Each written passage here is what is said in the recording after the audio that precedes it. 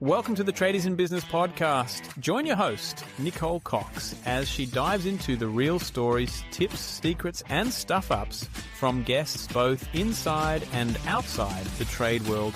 Nick is here to help you break free from the grind, reduce money stress, and build a trade business that truly works for you. So grab a brew, put your phone on silent, and get ready to be inspired.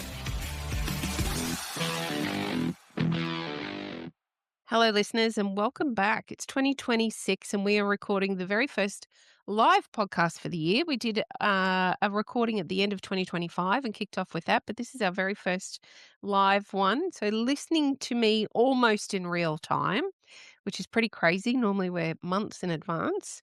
I have a special guest for you today.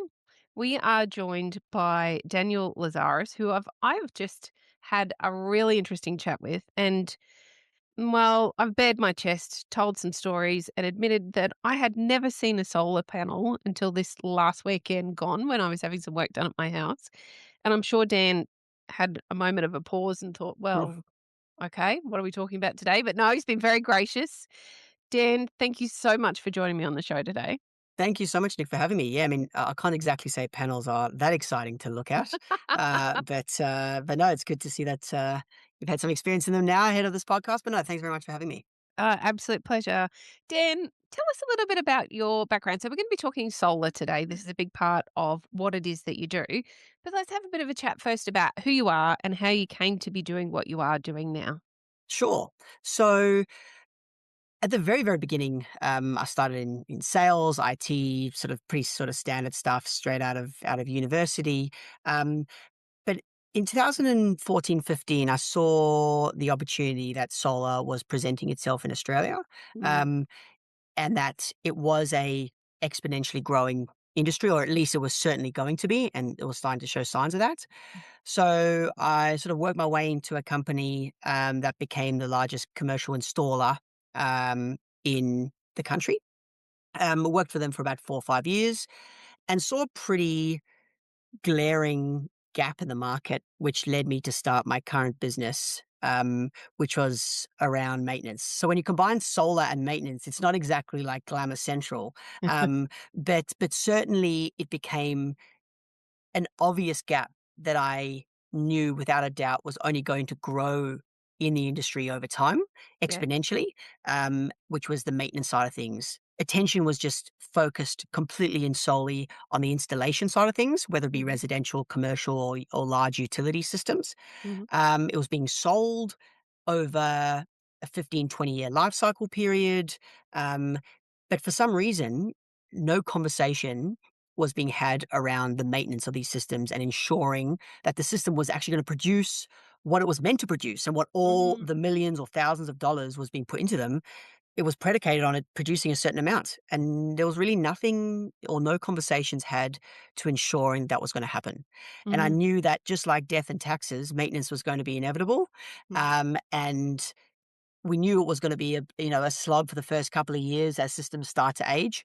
But it's very much here now across mm. understanding that every system that has ever or will ever be built will require maintenance at some stage. So that's sort of why I created this business. Initially, I was wondering to myself why no one had created a business like this. And I've quickly come to understand why over time. I feel like when you ask most entrepreneurs, would they have started their business if they knew all the challenges? Most of them would say no, but just as well, they were ignorant because otherwise, obviously, they wouldn't start it in the first place. So So, true. very much for me, I now come to understand exactly why people didn't start the Mm, business. But now that we are sort of 6.5 years in, I think it plays a really valuable role, not just in the industry, but also for our partner base across the country and for the industry in general. Dan, well, it's a bit like having children. You wouldn't do that again if you knew what you're doing, and somehow we all No, end up it's doing true. it, don't we? Yes, correct. If you think back to the very beginning, so 2014, when you started, I'm not sure whether you said when you started in this business or you started in sales with solar. Industry, yeah. Yeah. It's like it's a very I still find it really baffling. I don't because I've inherited a solar system here in my home, I don't know that I truly understand everything I need to. understand about it. And I wonder when you come into a sales role, there would be a base level of education that you do, and your knowledge would grow over time. Can you tell us a little bit about that journey?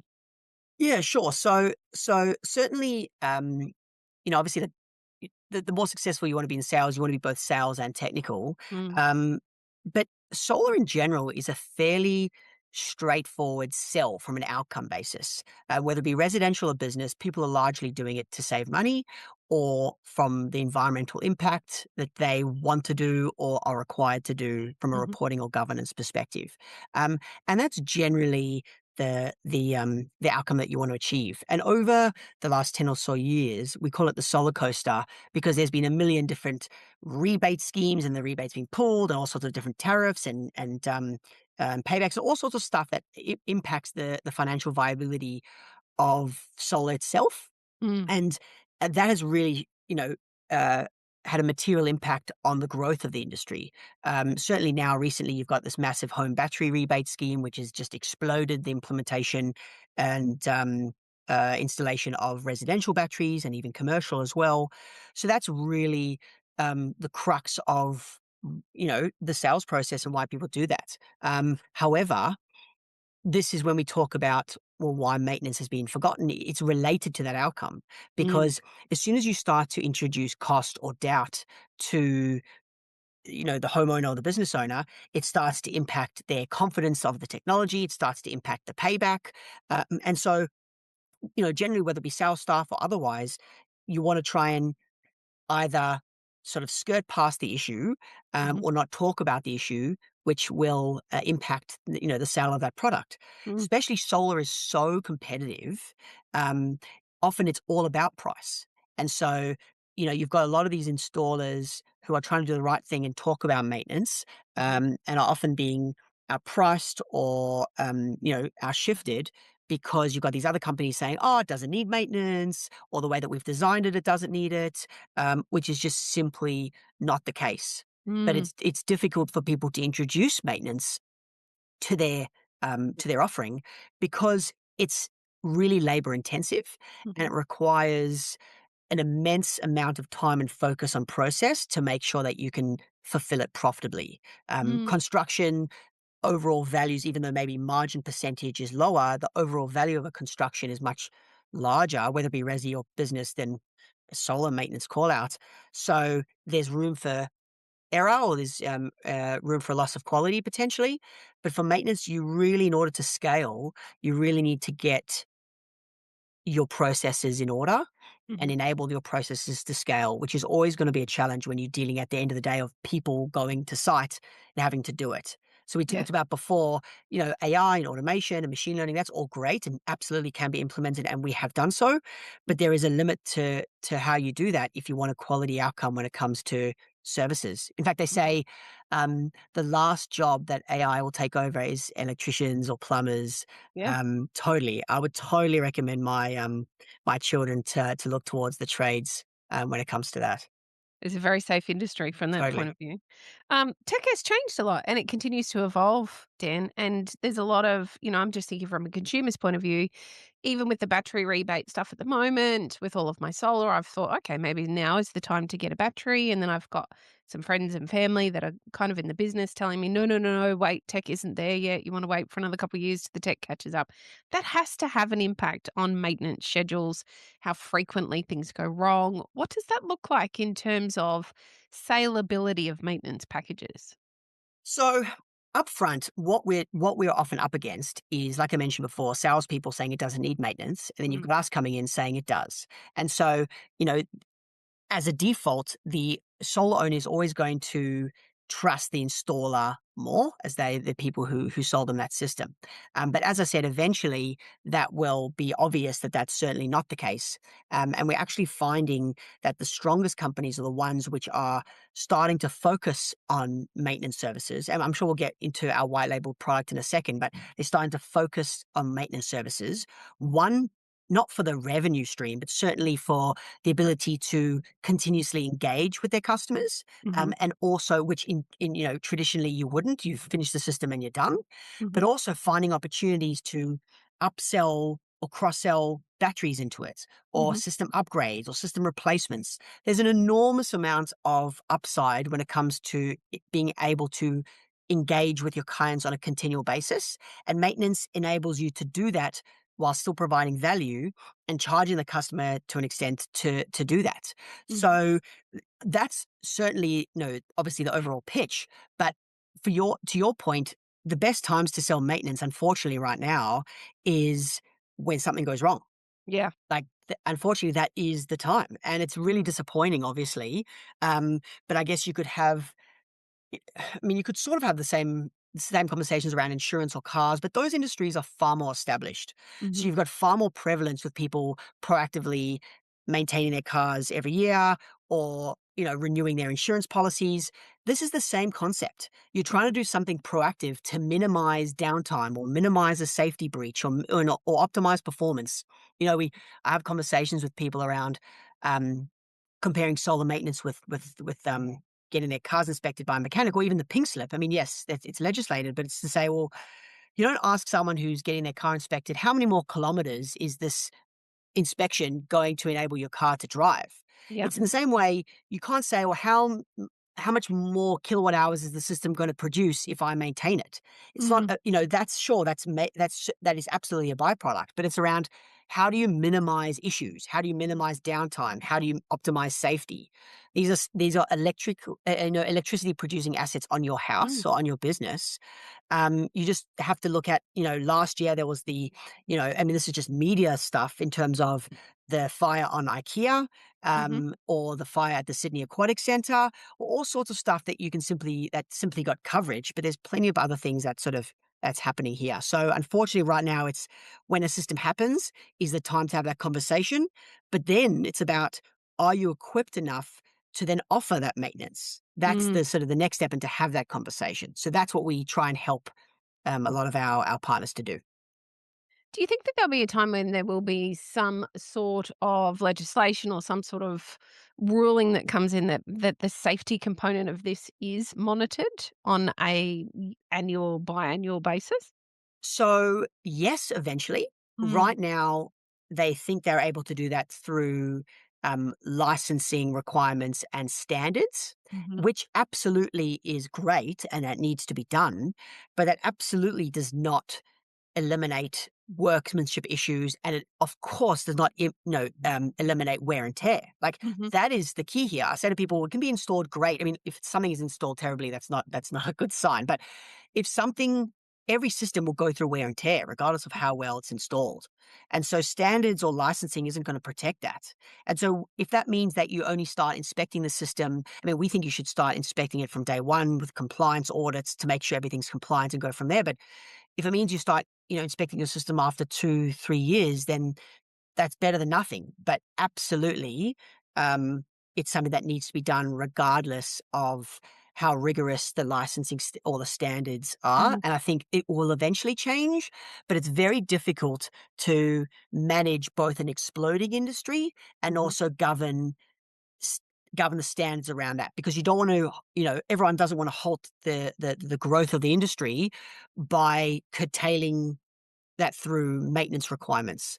And whilst I don't want to do that too, absolutely, in my opinion, measures need to be put in place, or at least offerings need to be put in place to people to try and support that growth as much as possible. Sounds like a great business opportunity. It is. It is a great business opportunity. Mm. We could talk through some of the stuff that we do to try and address the maintenance requirements and how to try and grow. But I'm really happy that you had me on, because I think all your listeners will empathize with the struggle when it comes to Mm. trying growing a labor-based business. Yeah. It is not software. People aren't downloading an app and getting their systems maintained. Maybe an element of it, but certainly not the majority of it. Mm. And I'm really keen to discuss with you, yeah, like how we've managed to address it. We Mhm. certainly haven't solved it, and I don't think we ever will completely. But it's certainly keen to give a bit of a sense as to how we've managed to try and scale as best as we can and deliver consistency of quality of outcome. Okay, well, let's talk about what it is that you do and what the benefits are, I suppose, to solar installers that are, potentially listening to this and thinking, okay, maintenance isn't something that I've thought about before. let's discuss how you make that an easier business model than it would be if they were doing it solo. And financially beneficial business model as well. Mm-hmm. Totally. So, as I said, so we specialize in commercial solar maintenance, but the concepts that we talk about would be exactly the same, whether residential or anything else. And so we deliver maintenance services across the country and also in New Zealand. So that would be everything from inspections, fault remediation, panel cleaning, bird proofing, whatever it might be. The concept of it is the same regardless of what we're doing. It's how can we deliver a centralized approach to systems around the country whilst delivering a consistency of quality of outcome. Mm-hmm. And, our biggest moat that I'd like to say, that I tell people is our network. Mm-hmm. Because, it is very difficult to scale, as I mentioned, a labor base. It's also like sort of why it's very difficult to scale a 5-star restaurant. Like ultimately, and there's not too many I can't think of one national solar installer who has their own teams. And because it's really challenging to maintain the quality of outcome and all your processes and standards across multiple different teams and or multiple different offices, maybe 2, 3, but we've got more than 125 teams across the country doing work for us. And how do you manage that and scale Mm-hmm. across that? And technology is critical for us to be able to do that. And so, for us, it was around where do we need good people on site? And that's been an absolute process to Mm-hmm. find great people who fit culturally, who are able and willing to do it, and also who are open-minded around, okay, traditionally maintenance wasn't viable for us to do. The administration was too hard. There wasn't enough money in it to, okay, you guys do something slightly different. So it might actually be beneficial for a variety of reasons because we're not spending our day just completely bogged down, which again, I'm sure all your listeners can totally relate to. Mm-hmm. So for us, it was around, okay, first of all, um, what are the administrative elements when it comes to providing maintenance? That would be client engagement, scheduling, data capture on site, compiling the report, dealing with contracts, dealing with licenses, all that sort of stuff, which is critical to delivering a great product.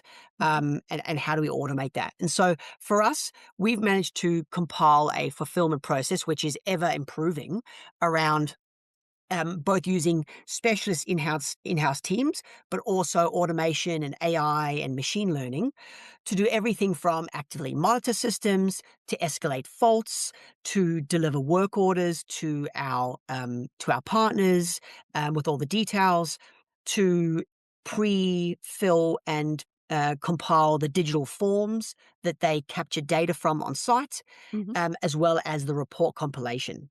So when it comes to our partners, they see that a lot of that administrative function is taken off their hands. For them, they don't need to pre-quote stuff. They just go to site, undertake the work, call us but when they finished. There's a few other bits and pieces, and that's it. Mm-hmm. So for them, it's around I'm getting paid for the work that I do on site. Mm-hmm. A big, a big cause of concern with a lot of tradies is them time sinking into tasks that they're not able to or able to charge for. So it's how do you minimize the time for items that they don't need to charge for? Yep. So managing that for them, but then also the benefits that it comes from maintenance themselves. And this is, by the way, one half. So the one half is having them do work for us, and the other half is providing our fulfillment process to them so that they can deliver maintenance services. So just on that first stream, so um, it allows them to have variety in their work rather than installing panels every day. They often can charge higher hourly rates. They can often work gets delayed, so they can often fill gaps with maintenance work. They can often do internal maintenance works on days that it rains, and especially also for guys that have been in the industry for decades, they're over carrying panels on roofs. They are really stimulated by going to site and doing different things, different days, working out how to resolve certain things, inspecting, specific types of systems, or it might be a great opportunity to train younger guys who are coming up in the industry. So for all those reasons, we find that once partners start to work with us, they really start to get, stimulated by the work itself. So Mm. that's sort of how we sort of work through that and how we're able to, through our digital data capture and our automation processes, how for our customers we can deliver consistency of outcome, even though we're using different teams on site. Mm. Tell us about managing the teams. That's not easy. And then finding the right people to be working as partners with you, Dan. That sounds really challenging. It is very challenging, and there's no easy way or sugarcoating way to do it. Mhm. Both in terms of finding our partners and also, now it's getting a little easier, but at the beginning, finding the customers, Yep. obviously, to undertake the maintenance work. Now that's, definitely less of an issue. But finding the partners is, it's, as I said, it's our biggest moat to our business. Mhm. It's a complete sales pitch to them to explain to them how maintenance can benefit your company, can Mm. benefit your customers, and can benefit all involved in a way that can be done profitably. So it's having that conversation with them, understanding their experience as well. I'm not gonna lie, we've probably gone through 500 different teams, but when I say go through, sort of spoken to different teams, maybe even in some cases tested out. Um, and for us, it's around how do we find a great core group of partners Mhm. that understand the value of maintenance for the reasons that I've described before.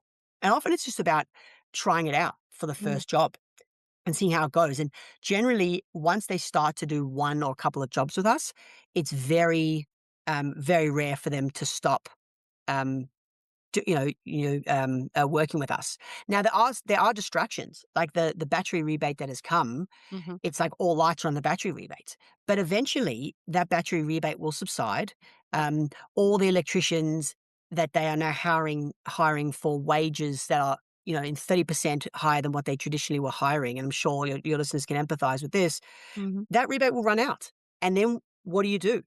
Mm. Maintenance is such a great offering, whether it be solo or otherwise, because it's so consistent. It Yeah. happens at the same sites, whether it be every year or every second year. It will always exist, and you know that job, is there for you to do.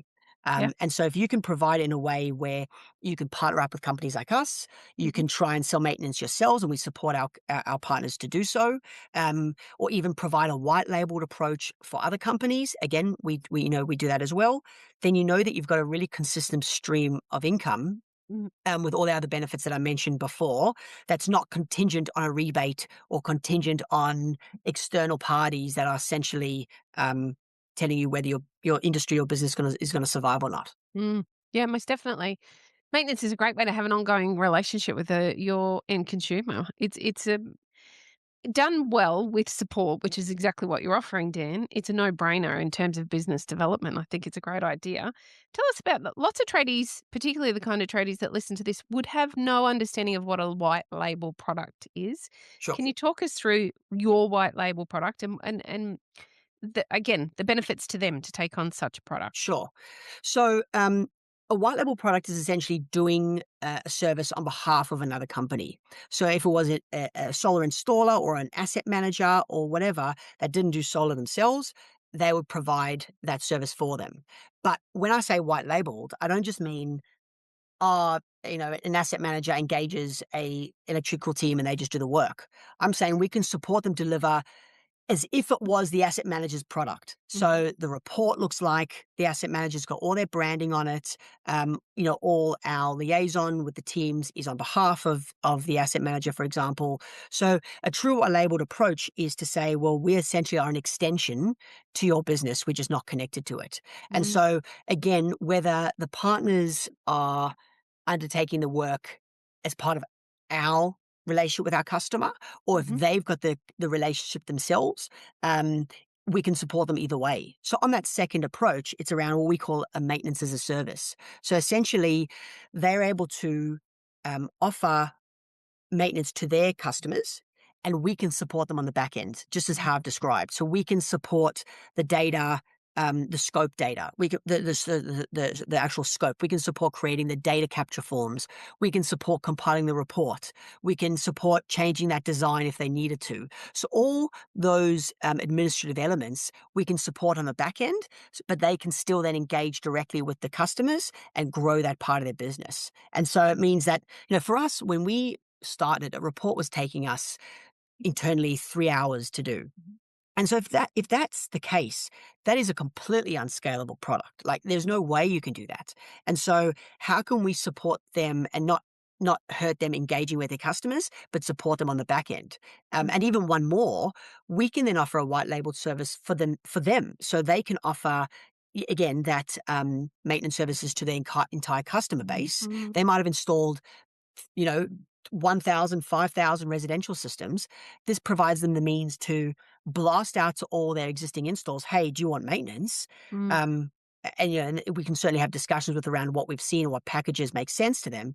But they can blast their customers. Here's a maintenance package, get that annuity income, and we can support them on the back end. So all of a sudden, they can now engage with all their customers in a way they never would have been able to engage before.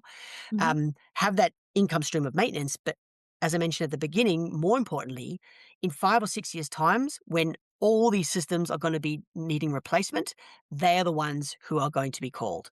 Yeah. So the end goal is just so obvious to me. It's just a bit further away, or maybe not as traditionally not as financially obtainable than what Mm. I believe it is now.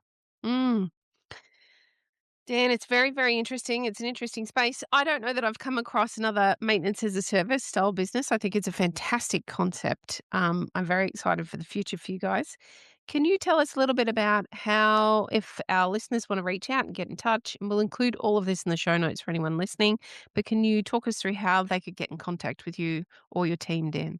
Totally. So, via our website is a contact us form. So Mhm. please go to www.industrias.com.au. That's INDUSTRIAS, Yeah. industrias.com.au. That will be the best way to come in. They can email inquiries at industrias.com.au, but I would encourage them to go to the website. They can look at a bit of information around us and provide an inquiry through the form. We'd love to have a chat with them. We're always looking to expand our network, especially regionally, where often they're doing it tough with limited Mm. resources or limited clientele.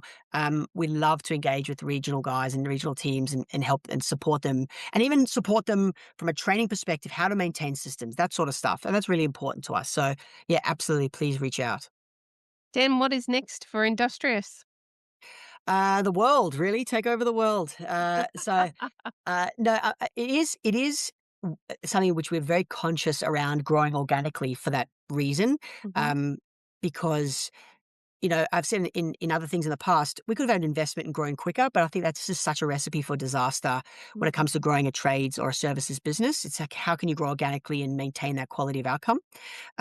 So for us, we see the space just growing more and more locally in Australia and in New Zealand.